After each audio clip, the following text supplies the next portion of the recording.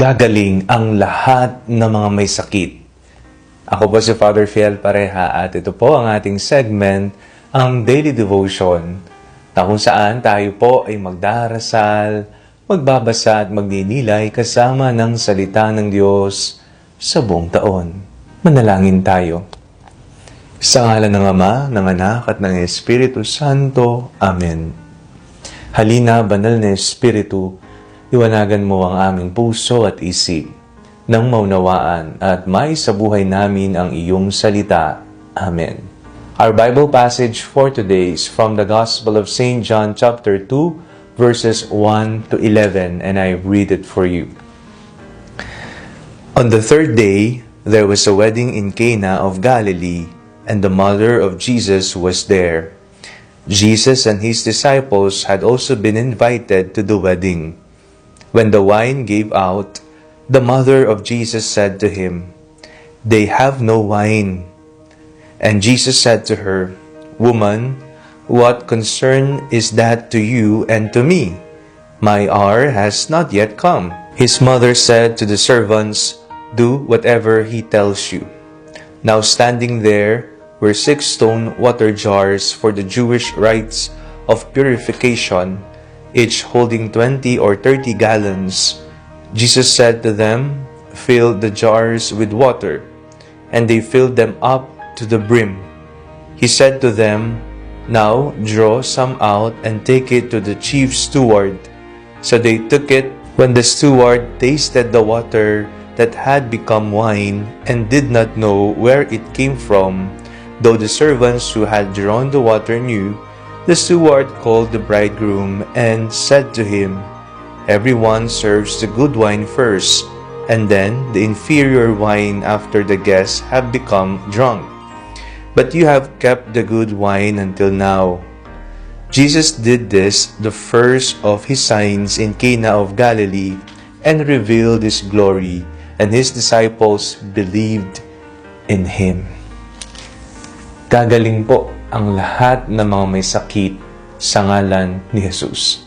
Ngayong araw pong ito, ating pong ginugunita ang kapistahan ng Birhen ng Lourdes. Ang Birhen ng Lourdes ay ang patrona ng lahat ng mga may sakit at lahat ng mga may iniinda, lahat ng may mga alinlangan sa puso, sa kaisipan at sa emosyon. Ngayong araw din po ay tinalaga bilang World Day for the Sick. Ikaw ba ay may sakit? May kamag-anak ka ba na may iniindang sakit? Atin po silang idulog sa mahal na Birhen ng Lourdes. Kung kayo po ay nakapunta na sa Lourdes, France, o kaya naman nakita nyo na sa mga balita, sa mga pahayagan, sa mga video dito sa social media, isa po ito sa pinakasikat na pilgrim site sapagkat napakaraming mga milagro ang nangyayari rito. Mga lumpo, mga pilay na nakakalakad muli. Kaya kung pagmamasdan mo ang groto ng Lourdes sa Pransya, makikita mo ang daming mga saklay na nakabitin. Ito yung mga simbolo na sila ay gumaling sa ngalan ng Panginoon sa pamamagitan ng tulong ng panalangin ng mahal na ina ng Lourdes. Iba't ibang sakit, iba't ibang karamdaman, iba't ibang iniinda. Ito man ay sa emosyon o sa kaisipan.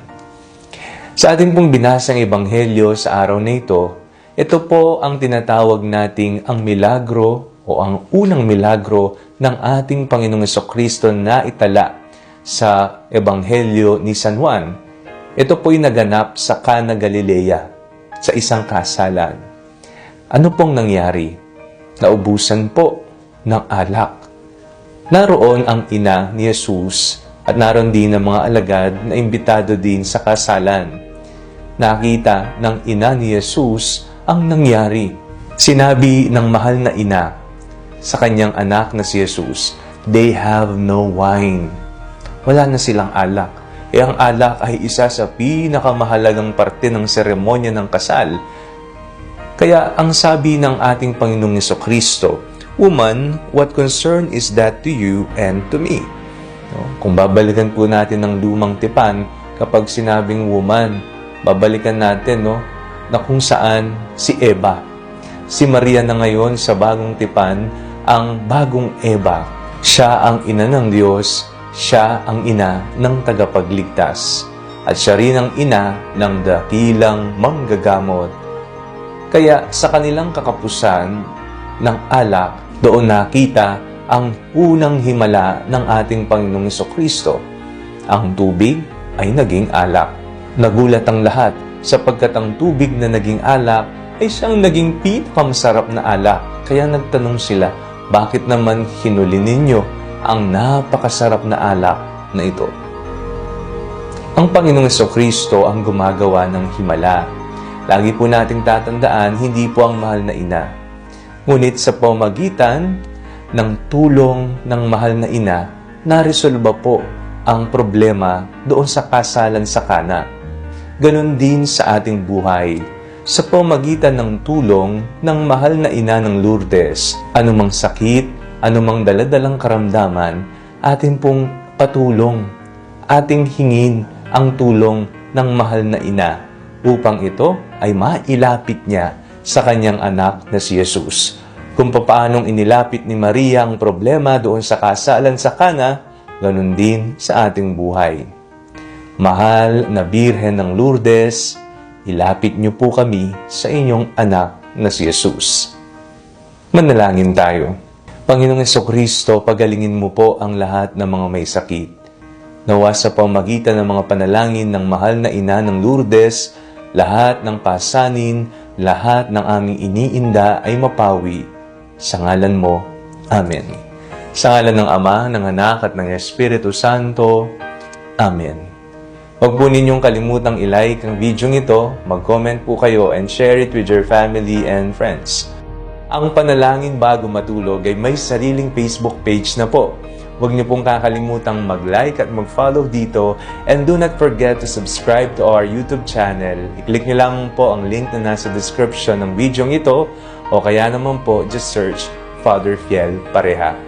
Kung nais nyo naman pong maging updated sa mga kaganapan ng ating pagpapahayag, you can join our broadcast channel dito po sa ating Facebook page. God bless you po.